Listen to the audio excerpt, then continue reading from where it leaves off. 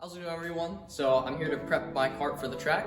In order to do so, I'm going to do some basic clutch maintenance to my Tomar TD23 Clutch. In this video, I'm going to show you how to take it off, what oil you need to lube the bushing with, as well as just some general tips on how to take off the clutch and service it. So here is the clutch. This is a Tomar TD23 3-disc clutch. So the first step you need to do is take off the third arm right here.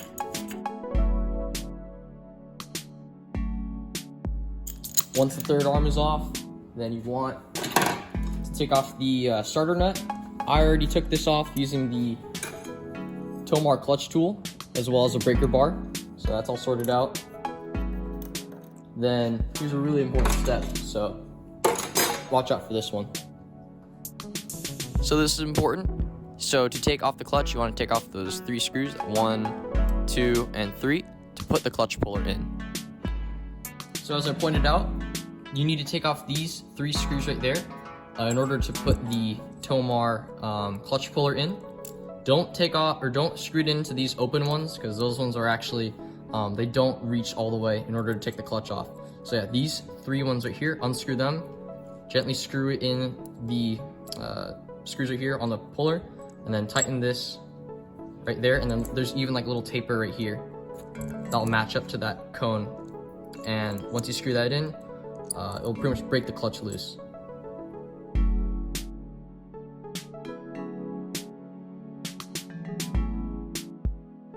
Alright, so once you have the puller on, get your clutch wrench, line up just like that.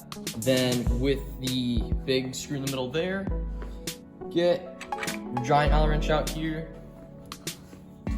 and then tighten it until this thing breaks off. So see how it'll happen. There you go, just like that. Yeah, it scares me even this day, but yeah, just break it off just like that. Your whole body, the clutch is out, and your drum's also out too. So that's good. Let's assess the damage. All right, so the clutch is off, damage-free, but here's the main reason why I'm replacing, or doing maintenance at least. I didn't lube it up enough with the oil that was required, so pretty much this bushing in here just all disintegrated, and it should be like a honeycomb pattern in here and not like a flat surface. Also, the spacer that went on the clutch like that also warped as well, because when you turn it this way, you kind of see like a little ridge. Yeah, you see a little ridge going down. That was just from constant wear against the clutch like that. So that led to it having a ridge, the bushing disintegrating. Here's another view. Yeah, it's pretty burned up in there. And the bushing kind of just like splayed out. So that led to a lot of play like that. And that's pretty bad. So eventually, if you keep letting it be like that, the discs of the clutch will also warp and break as well. So that's why you want to always lube up your clutch.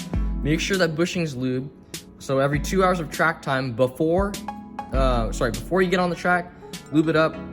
2 hours after that, lube it again, and then keep doing that. So that way you don't have to do silly maintenance like this all the time. But yeah, just always lube your clutch, especially these Tomar dry clutches. So here's a side-by-side comparison of the new drum right here. You can see the honeycomb pattern in there, all nice and new. Here's the old one. Yeah, that's not gonna work anymore.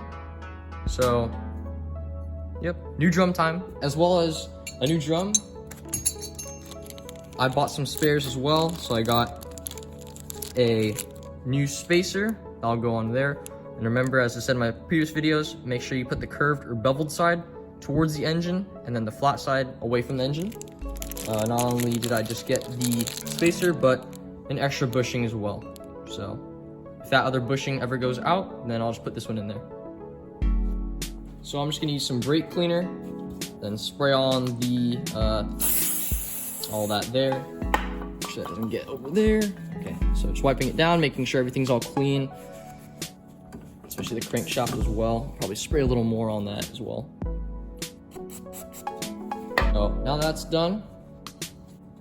The oil that I recommend, or at least the one that I found anyway, I'm gonna try it out.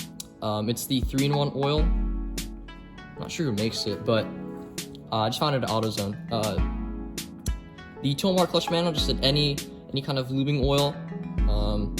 Wasn't really too specific, and it's the only one I found. The brand that they recommend though is Tri-Flow, and as far as I'm concerned, it's about the same thing. Penetrates rust and protects as well. So that's what it said on the Tri-Flow as well. So I'm just gonna use this 3-in-1, see how it works out. All right, so just throw on the spacer right here, beveled edge towards the engine. It's all good. Get the clutch, get your lube, then get that in there, into the bushing. So maybe like 1 or 2 drops. I probably put a little too much there. That's probably good enough. Get your finger, then just kind of make sure it's nice and lube in there. So inside of the honeycomb in the bushing.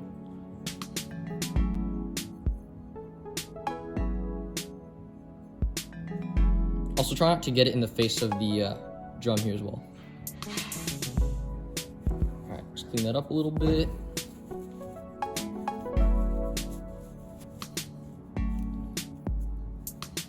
All lube, make sure you do that every 2 hours, as I said before. Throw that on there. Look at that play. Nothing. Just throw on the clutch right here. Make sure all the rotors are all lined up. So once the clutch is back on, you can take your clutch wrench right here, put that on, wedge it down, and then torque it to 35 foot-pounds. All right, there's 35.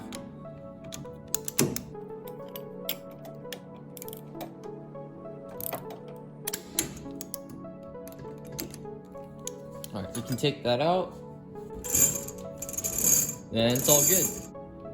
So that was just a informational video on how to take off the Tomar TD23 3-disc clutch, as well as some basic maintenance tips on how to lube it, and as well as oil to use as well. So yeah, that was about it, guys. Clutch spins freely, or at least the wheels spin freely, and then clutch moves on its own, so that's all good. So hopefully this helped you guys. Stay safe out there, and happy karting.